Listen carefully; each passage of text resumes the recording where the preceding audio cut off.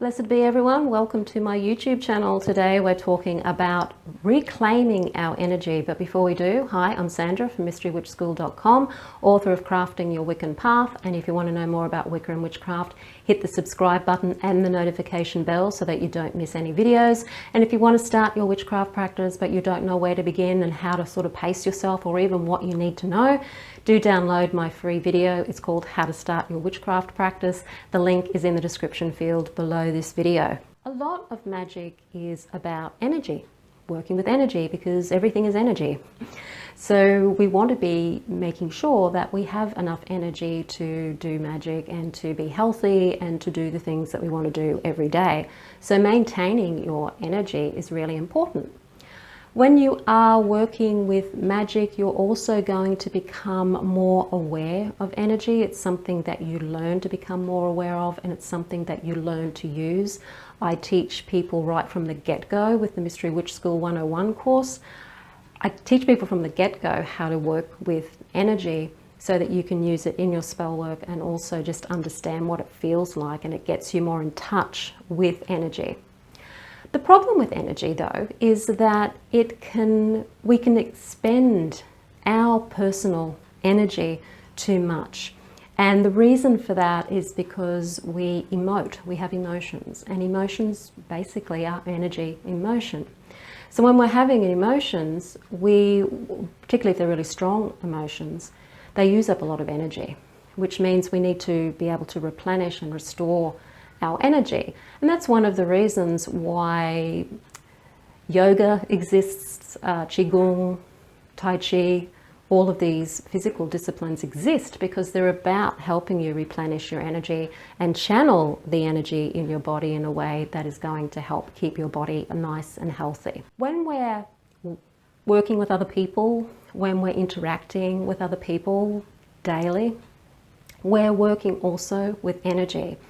And I've done videos about this in the past where you come across energy vampires, and I've talked about how you can work with dealing with energy vampires. So I'll put a link to one of those videos in the description field underneath this one, because you will meet energy vampires, and you may even have them in your family or live with them even.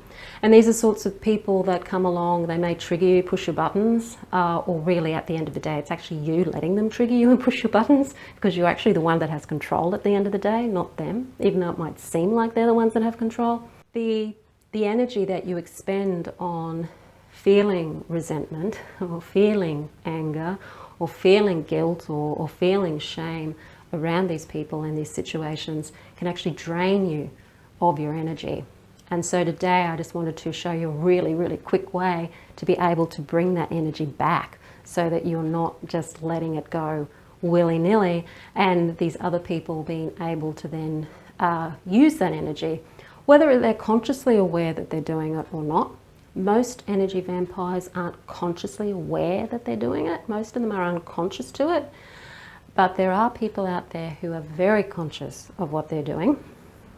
And if you know any of those, you probably want to get them out of your life as quickly as you can, because they're not the sort of people you want to be hanging around with. So if you're having an emotion such as a lot of anger or frustration, resentment, fear even, instead of getting that energy and allowing that energy to build and build and build and build and build, you can actually transmute that energy into just pure energy, or energy that is the opposite of that, so that you're able to not only calm your nervous system and feel better, you're also taking your energy back at the same time. Whilst the unpleasant emotions like fear and anger and resentment, for example, can enlighten you and let you know that something's not right and that you may need to attend to something. Once you've got the message, it's time to hang up the phone. But what happens is we let the fear keep going, we let the anger keep going, we let the resentment keep going. We only need to know we're feeling those emotions and then think, okay, what's this emotion telling me? Tune into what it may be telling you, get the message, and then you don't need to be feeling that emotion anymore. You just need to take action if you need to take action, or not take action if you don't need to take action. whatever that may be. You don't need to keep being in that feeling, because that's just sucking your energy out of you. So when you are feeling anything, so for example, if it's fear, if you're feeling fear and you're feeling that it's draining your energy, apart from doing other things that you can do to work on fear, and I've spoken about these in recent videos about the heart and the heart energy and fear, another thing you can do is actually take that energy back. So imagine that the energy of fear is around you. And on your in-breath, you can suck the energy out of that, put it into your body and transmute that into calm and courage. So imagine the energy of fear is around you because you've been projecting it out by feeling it, and then sucking it in as you breathe in. Like, you can do that through the pores of your skin. You can do that through imagining that maybe you've got energy tentacles and they're grabbing it and drawing it into your body, sucking that energy in and just saying, I take back my energy. The energy is now the energy of calm. So you're transmuting the energy into calm back into your body. Or if the energy you're looking for is courage, I'm taking the energy of fear and I'm transmuting it into courage or love or whatever you want to transmute it into, back into your body. So you're taking your energy back and you're using that energy then, you're giving it a magical vibration of whatever it is you're wanting it to be. Because energy at the end of the day is just energy.